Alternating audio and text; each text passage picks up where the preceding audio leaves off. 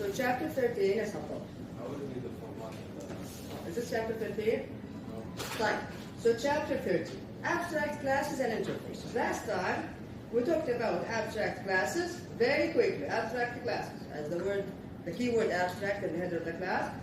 Other than that, it's a regular class. The only issue, we cannot create an object from it. Okay? May or may not have abstract methods. Type. Then we talked about interfaces. Interfaces are not classes.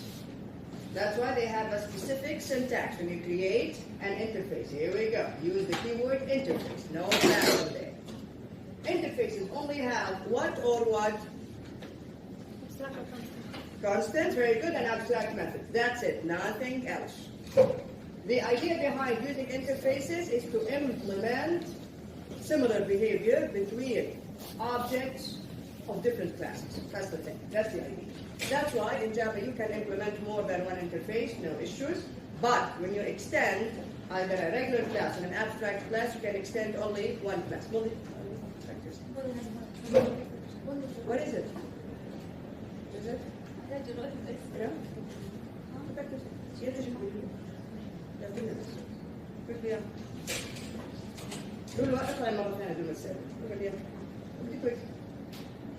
Okay, so an interface, the purpose here is to model similar behavior between different objects. Again, we cannot create an object from an interface, but we can solve the issue of multiple inheritance, meaning a class can implement more than one interface, no issues. Right. Then we learned about one of the most famous interfaces in the Java library, which is the comparable interface. Very good. Comparable interface. The comparable interface, of course, has the compare to method, and we learned about that. Right. Let's talk about another interface in the Java library. What's the name here? Clonable. Very good. What does clonable mean? What does the word clonable mean? This means, okay, that if your class implements the clonable interface, you can make copies of objects from that class. That's the idea behind clonable interface. Like, now the clonable interface is interesting. Why? It's a marker interface. Meaning it's an empty interface. Look at it. You look, if you go to the package, which is java.lang, you'll find it's an empty interface. Nothing in there. No methods, no constants, no nothing. So it's a marker interface. It does not contain constants or methods. The word here is marker. Like, what is the purpose of it? You are telling the Java virtual machine that my class is clonable. That's, you are marking it. Okay? Like, so it is used to denote, here we go, that a class possesses certain desirable properties. In this case, being able to clone objects from this class. Like, yeah.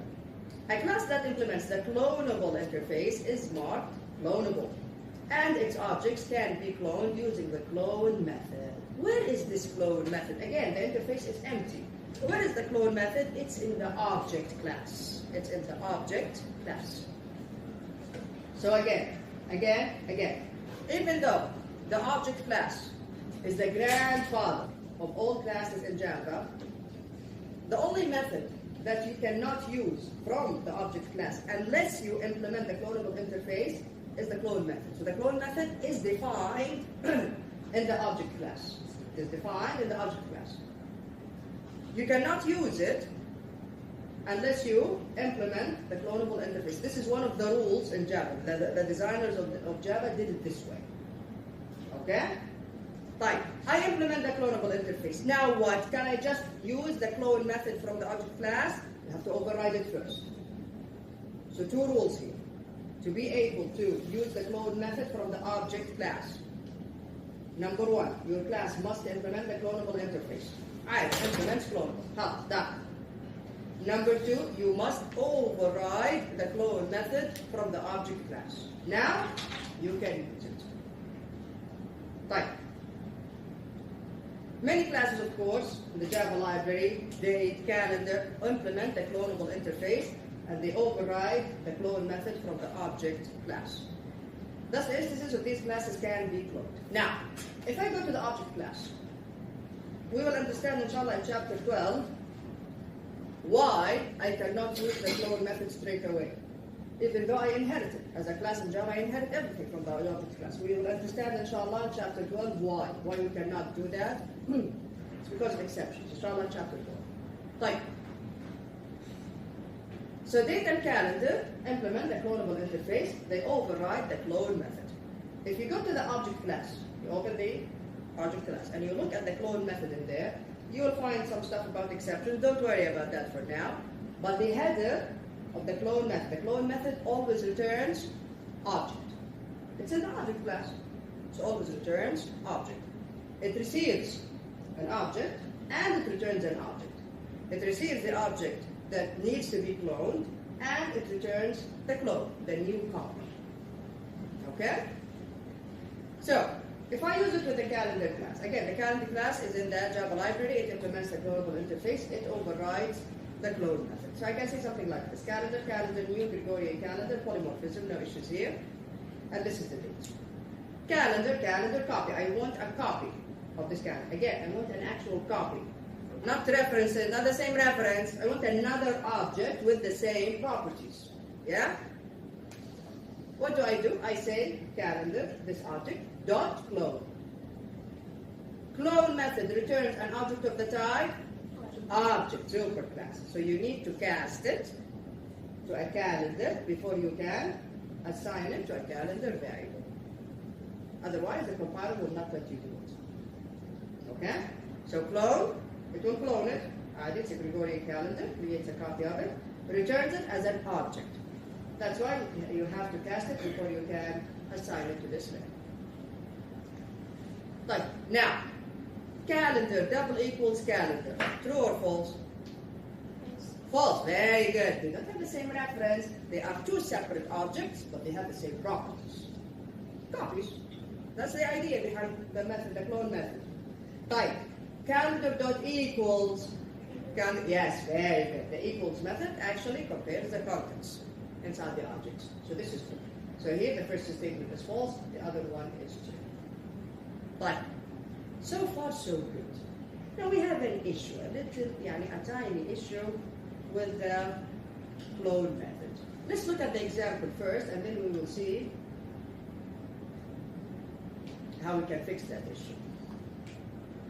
So this is the house class, okay? House, yeah. double equal false لأنه بعد ما عملت clone صار عندها another reference. Double equal between two objects. When does double equal return to? لما يكون الاثنين نفس لما يكون two variables are looking at the same object. صح؟ same object with the same reference. ما هو same object and same reference. Have the same reference meaning it's the same object in memory. Okay? Clone creates a new object. يعني a new reference. There you go. There you go. A new object, a new memory location, new reference. Like class house. Okay, it implements here. Here we go. See, we can implement more than one interface, no issues. And if house has a superclass, in this case it's object, but if it has a different superclass, you can say house extends, building, implements, clonable, comparable, etc. So it implements clonable, comparable. You repeat the type here. It has an ID and area and a date. Okay? Date object inside the house class. No issues. Composition here. Added it. Like we have the constructor, get ID, get area, get when built. There we go. Now overriding the clone method from the object class. Again, did you implement the clonable interface? Yes. There you go. Now, when you override the clone method, this is the header. Public, it returns an object, clone. There you go. Remember try except in Python? Exactly the same concept, but in Java it's named try catch. Okay? Now we have to do this with the clone method because the clone method in the superclass throws an exception. We will understand all about that inshallah in chapter 2. So don't worry about the exception for now. What did I do here? I said return super.clone. So I called the clone method from the object class. That's it. I used the implementation of the clone method from the object class. It goes through the properties of this object, creates a new object, and returns it. That's it. This is the easiest way to use the clone method. Again, don't worry about this. You know when this exception happens? Clone not supported exception. You know when this happens? If you don't implement the clonable interface. So if this is missing, if you don't implement the clonable interface and you try to override the clone method, you will see this exception. This exception will crash your code. That's why we need to catch it. Don't worry about that for now. Okay? For now, we used the clone method from the object class. Right. Since we are, of course, implementing the comparable interface, we need to override the compare to method. Here we go. Public and compare to receives an object of the type house. And here we are just comparing the areas of the two objects. This is one way of doing it. Another person can use some other different way. Again, this is a design decision. What you are comparing is a design decision by the software engineer or by your client. Okay? How you compare two houses to each other. Right. Now, what is the issue with the clone method?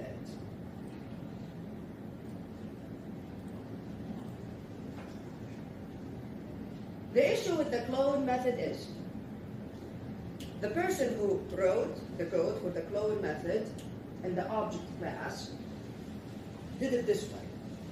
The clone method works perfectly fine if the object that you are trying to clone has data fields of primitive types.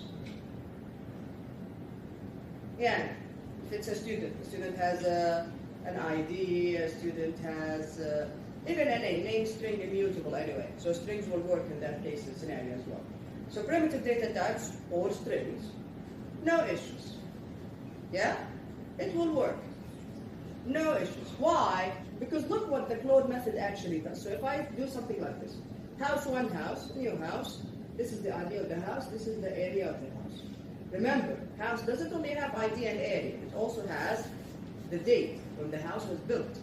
So, this is int, this is double, primitive data types, and then the date is what? It's an object. That's not primitive data type. But now, house 2 of the type house, I want a copy of the first house. A new object with the same properties. I can use the clone method. So I say house1.clone and cast it to the type house. Again, clone always returns an object. Cast it to house. But how does it work? Look, the clone method looks at the properties of the original object. Primitive data type, no issues. What happens exactly? Yes, you know what to do. Quick. What does it do? It looks at the properties. It copies what the contents of the variables itself. Yeah. ID. What's stored inside ID? It's int. The actual value is stored. Area. Double. What's stored inside area? The actual value.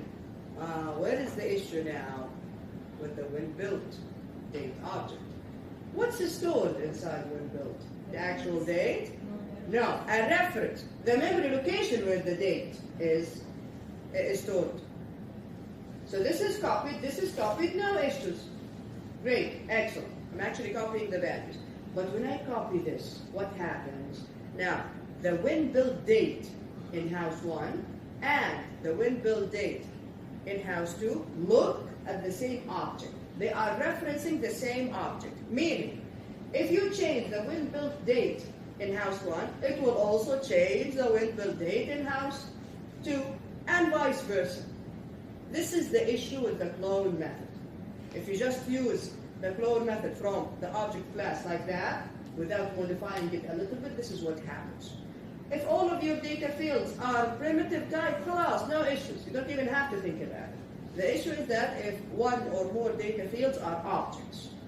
This is what we call shallow copy. You see here, it's shallow copy. Shallow copy, primitive data types, no issues. The issue is with the object. I did not really copy the window date here.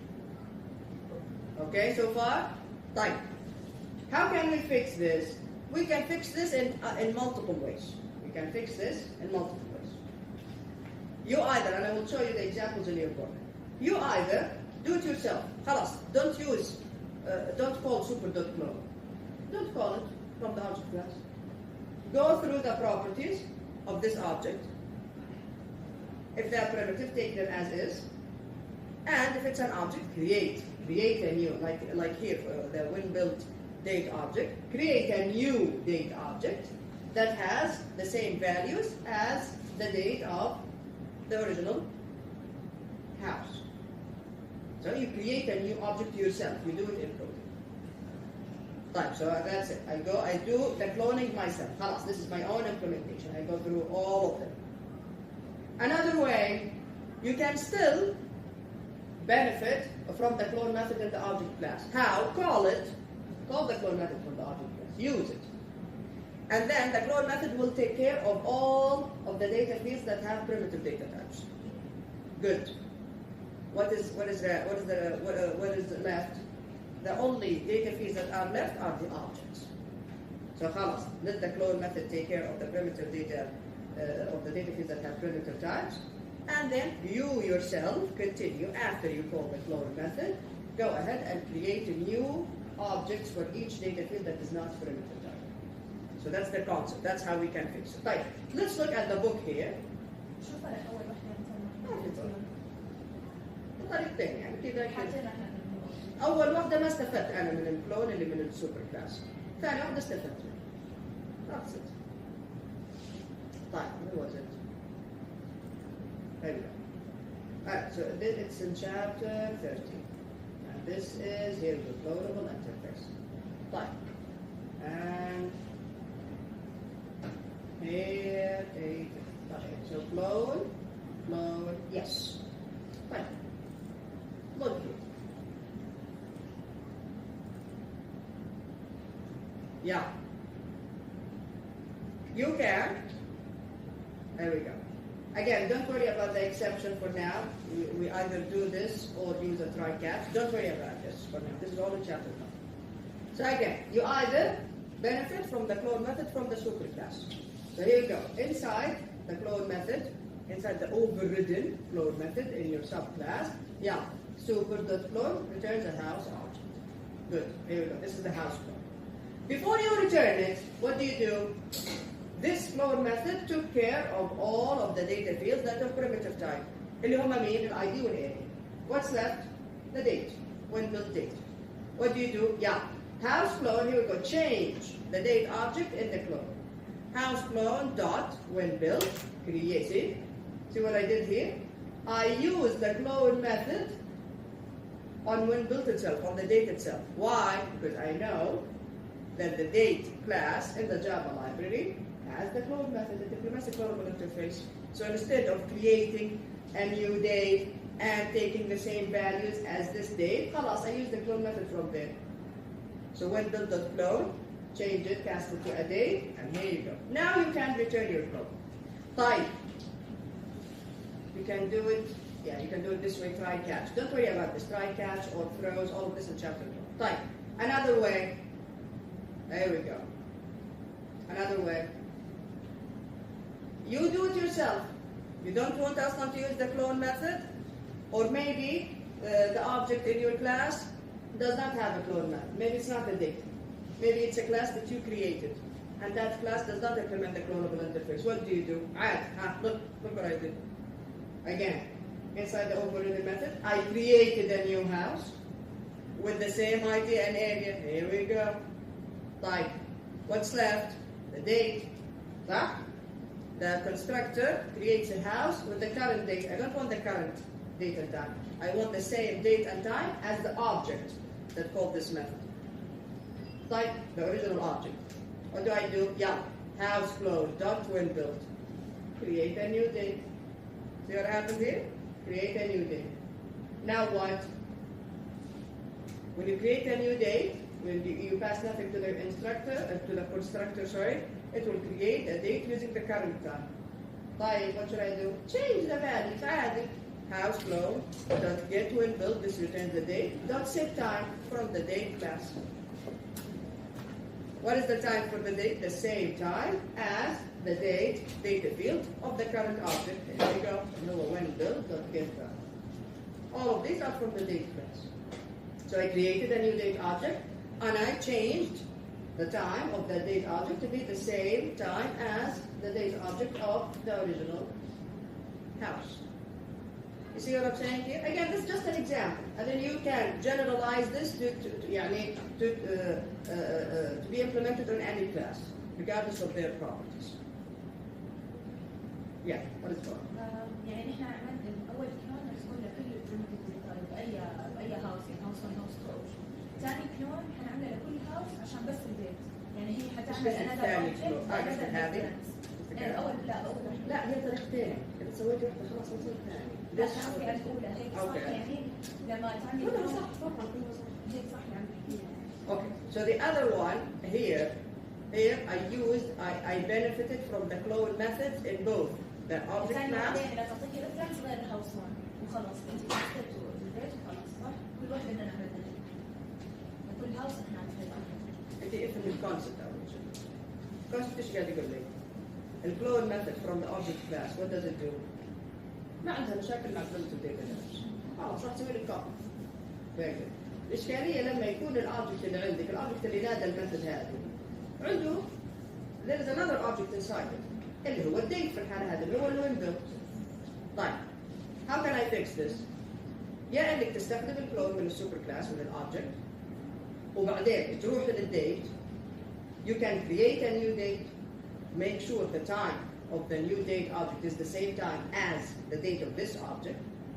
Or, since I know that the date class command implements the clonable interface, نادي الكلون method من هنا.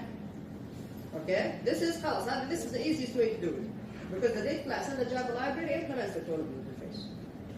الكلون method هناك في الديت كلاس ايش سوت؟ راحت على البروبرتيز حقت الاوبجكت ديت، سوت لها كوبي. البروبرتيز حقت الديت بروبرتي واحد فقط. long milli seconds. That's it. خلاص ما عندي مشاكل. طيب another way you can call the clone method from the object class and then you can create a new date. يعني ما تبغي اصلا تستخدم الكلون method عادي. او ممكن مثلا انت عندك شغله ما عندها اصلا الكلون. Okay, create a new date or create a new object. But then you have to make sure that the new object has the same properties as the object in your class. Okay? طيب. So this is what I did here. Here ما استخدمت الكلون لا فوق ولا تحت. Here I created a new house. زين ما في كلون اصلا. جوا الكلون حقي انا I created my own implementation. I did not use anything from the super class. So I created a new house with the same ID and area of the current house. Whoever called this method وهو احنا الكلون ما راح ندخلها الا لو object ناداها. فالاوبجكت اللي ناديها هذا وراح نستخدم الاي دي والاريا حقه. تمام. What's left? الديت. اشكاليا الان في الديت. الكونستراكتور حق هاوس what does it do؟ الكونستراكتور حق هاوس when you create a new house it creates a date with the current time. طبعا بما انه هو current time فهو اكيد مختلف عن الاوبجكت اللي نادى الكلون لانه هو اساسا was created before. So it's definitely different. طيب.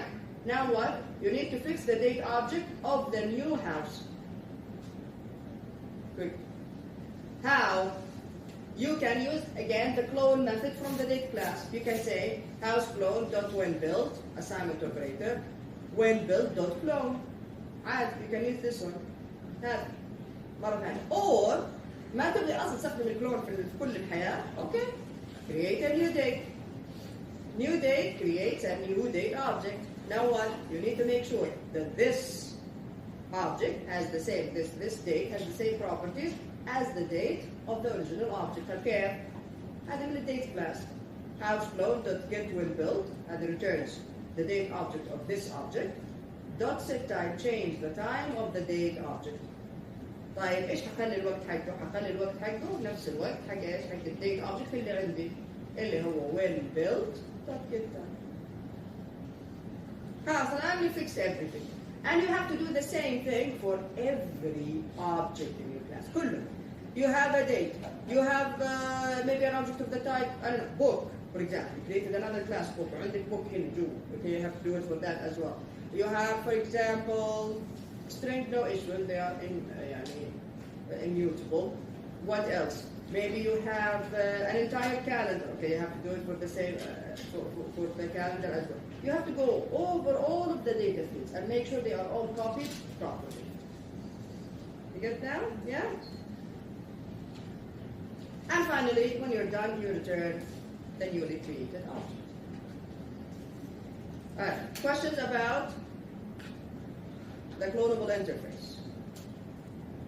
questions about the global interface. See, these examples, how to fix it, they are not in the slides. That's why, I told you from the very beginning, it's never enough to study from the slides. The book has way, way more information than on the slides.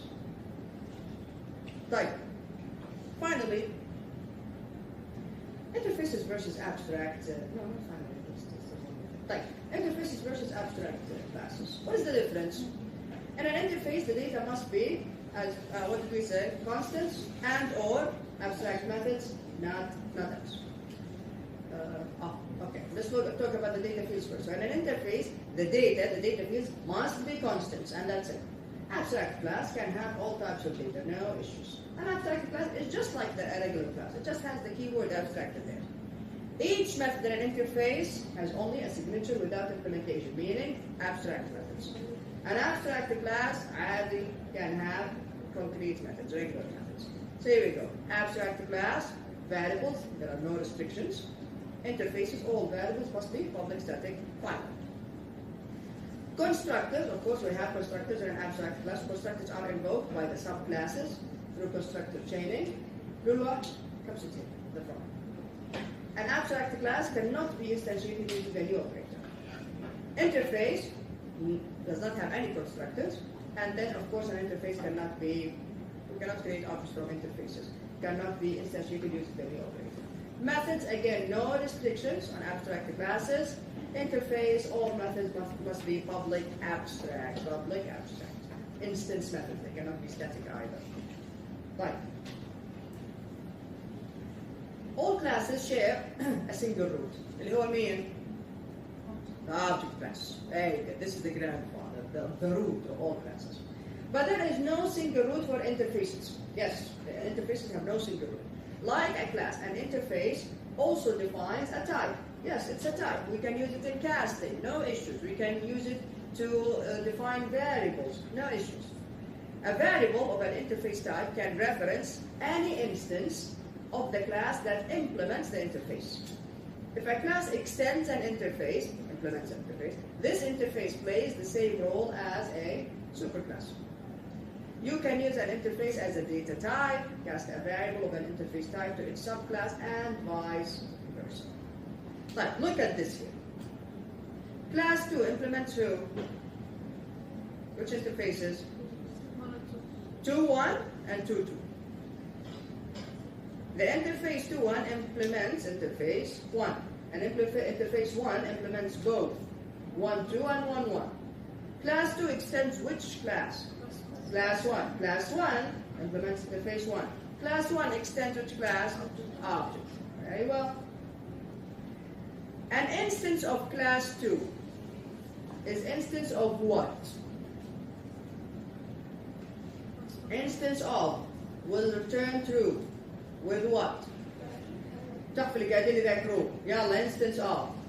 Instance of class 2 in this case is instance of what? Class 1 and object and interface 1 and interface 1 and interface 2.1. Very good. See the entire chain. And also and interface 2.2. See? Instance of will return true with all of this. Class 2 is an instance of interface 2.1 and interface 2.2 and interface 1 because this one implements this one and interface 1.1 because this one implements this one and interface 1.2 because this one implements both of them. Class 2 is also an instance of class 1 and also it's of course an instance of object. See the chain here? Suppose that's it, this is class 2, here we go. C is also an instance of object, class 1, interface 1, 1.1, 1.2, 2.1, and 2.2. So what about class 1? Instance of main, object, interface 1, interface 1.1, and also interface 1.2. Very good, very good, there we go. Right. Object, instance of object. Of course, class 2 is also an instance of class 2. Class 1 is also an instance of class 1. Object is an instance of object. There you go. There you go. Right here. Conflict interfaces. This happens sometimes but the compiler will let you know. So you will not be able to run the code. So it's a compilation error. In rare occasions, a class may implement two interfaces with conflict information. Example, two same constants with different values. And I have constants with the same name, but they have different values. And I'm implementing both interfaces. Or maybe two methods with the same signature, but different return type. Again, the compiler doesn't look at the return type. The compiler looks at the signature, what the arguments and type. This type of errors will be detected by the compiler. Type. Whether to use an interface or a class. Most of what we're going to talk about at the end of this chapter, most of this is based on your decision at the end of the day. As a software engineer, you look at the needs of your client, the project that you're working on. That's how you choose. Do I use an interface or do I use an abstract class? Do I just create a regular class? What's the best possible way to implement this project? So abstract classes and interfaces can both be used to model common features. How do you decide whether to use an interface or a class, or an abstract class? In general, a strong is-a relationship that clearly describes a parent-child relationship should be modeled using classes, using inheritance. For example, a staff member is a person. So you don't create an interface named person. You create a class named person, and you make staff a subclass of person. See, is very clear. Yes, every staff is a person. A weak is a relationship, also known as an is kind of relationship, indicates that an object possesses a certain property. Okay, in that case, create an interface. A weak is a relationship can be modeled using interface. For example, all strings are comparable, right? But yeah, kind of, right? Can you just create an actual class named comparable and extend strings from that? No, it doesn't make sense. It's better in this case to create an interface. So the string class implements the comparable interface. You can also use interfaces to circumvent single inheritance restriction. Yes. Again, in Java we only have single inheritance. After the keyword extends, you can only have one class name. If multiple inheritance is desired. In the case of multiple inheritance, you have to design one as a superclass, the others, of course, as interfaces. Now, this is an example of the rational class. Let's try to study this. Just an example, so it's easy. Now, let's look at the, let's just say, principles. Yes, principles when designing a class. Coherence. A class should describe a single entity. Yes, when you create a class, it should describe a single entity. And all the class operations should logically fit together. You don't just create random stuff. To support a coherent purpose. You can use a class for students, for example, but you should not combine students and staff in the same class. Makes sense? You combine students and staff in the same class? No. You can. Java will never reject such a thing, but doesn't make sense. Because students and staff have different entities. Another principle, separating responsibilities. A single entity with too many responsibilities can be broken into several classes to separate responsibilities. The classes, string builder, and string buffer all deal with strings, but have different responsibilities. The string class deals with immutable strings. However, string builder and string buffer creating mutable strings.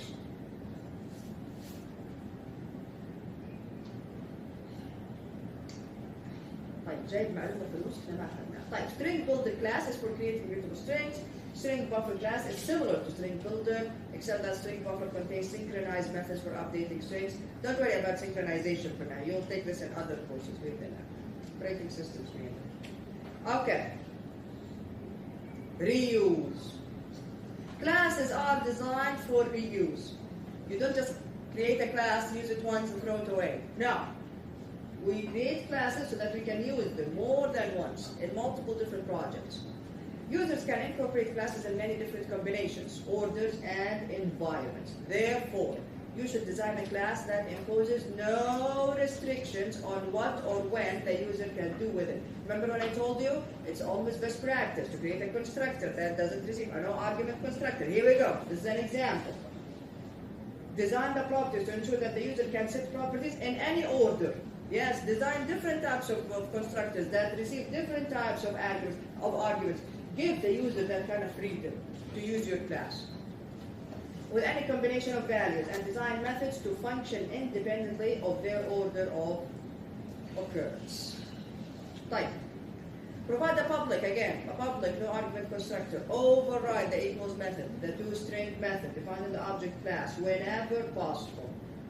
Everyone does this. Every software engineer, when they create a class, خلاص, we have an argument constructor, we have equals, we have toString. All the time. You see it in every class. Follow standard Java programming style, naming conventions. التحف اللي إلى الآن يسمون class and then they start with a small letter when they name a class. What is this about? Huh? What is this about? A class name should start with a capital letter. لا. What is this about? A variable should start with a method, should start with a constant, should be all of them capital letters. Everyone is doing this. What are you doing? You need to be professional. Choose informative names for classes. Not C1 and C2 and C3. I can do this in the exam because I don't want to give you hints through the class name. But when you're working on an actual project, you give proper names. Not R1 and R2 for radius. Radius is radius. Remember when we talked about how class in a constructor, the parameters have the same name as the data fields. That's why we need to use this dot, and then change. Why do they have the same name? That's the thing. Why not come up with a new name? We don't have time to create a new name, and then it is actually confusing. Why not just say, خلاص, I want radius. Done. Radius 1 or radius 2, why? Why? Width 1 and width, خلاص, width and height. Width, this dot width is width, this dot height is height. See? Very clear. Very clear. Always follow the conventions. Always. Always place the data declaration, again. Data declaration, data fields before constructor. So data fields, constructor, methods. Place constructors before methods. Always provide a constructor and initialize variables to avoid programming errors. So all of these are just visibility type modifiers. Each class can present two contracts. This is what we call contracts. One for the users of the class and one for the extenders of the class. One for whoever is going to create objects from this class, and another one for whoever is going to extend your class. We're going to create subclasses. Make the fields private, and then use accessor methods public. And make the accessor methods public if they are intended for the users of the class. Anyone who wants to create an object, keep the data fields private, have accessor methods. Get. Make the fields or method protected if they are intended for extenders of the class. The contract for the extenders encompasses the contract for the users. The extended class may increase the visibility of an instance method from protected to public or change its implementation, but you should never change the implementation in a way that violates that contract.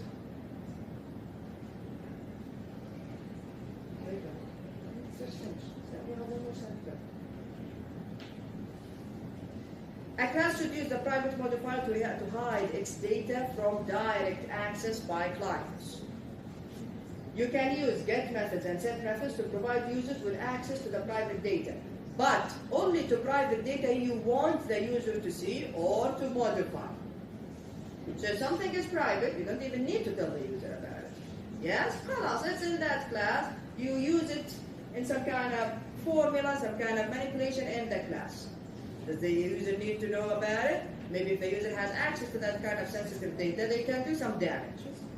A class should also hide methods not intended for client use. If there is a method that checks for prime numbers, and you only use it inside that class, let's make it private. Make it private in that class. You're using it only in that class, right? You don't want the user to be able to use it, let's make it private. The GCD, greatest common device method in the rational class, and the example I just told you about, is private. Why? Because it's used only in this class. the intention behind this method is not to be used as part of a rational object. For example, because it is only for internal use within the class. Static. Property that is shared by all the instances of the class should be declared as a static property. There we go. Static method is doing something that is not related to any single object. Static method cannot deal with data fields that are not static. Cannot call methods that are not static. Again, because if it did do that, you can call a static method with the name of the class. Fine, I call the static method with the name of the class. But that method is dealing with a data field that is not static. Which object are we talking about here? You call it with the name of the class. If that was allowed, that will what? That will affect the integrity of your coding. If that was allowed, static method, accessing a data field that is not static. A data field that is not static is linked to an object. I can still call a static method with a class name. When I call to the class name, which object here am I talking about? That's why static methods are not able to access anything that is not static.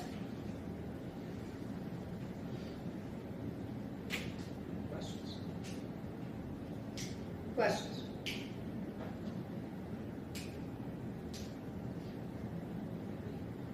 One more chapter left. Did you start new project yet? No. That's it. Someone told me if we can have the project earlier, the deadline. What do you think? No. Because it's in the week right before the finals. It's the 30th, right? And then our final exams are the 20th. No, they want to be over with the presentations. Anyway, and this week, inshallah, we won't have classes anyway.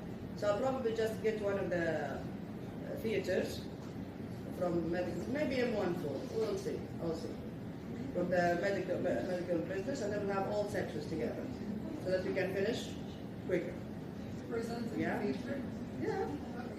The one, I think you've seen this before. You had exams, not the auditorium. Not the auditorium. The ones at the medicine building. Yeah? It's like a mini theater. Yeah? مين في حد خايف؟ تحف خايفين مين؟ التحف الثانيين اللي معكم. What is it? Just us and me. That's it. There is no one there. Okay? طيب. على كده yeah. I'll see you all inshallah later on at 5. Okay, best of luck.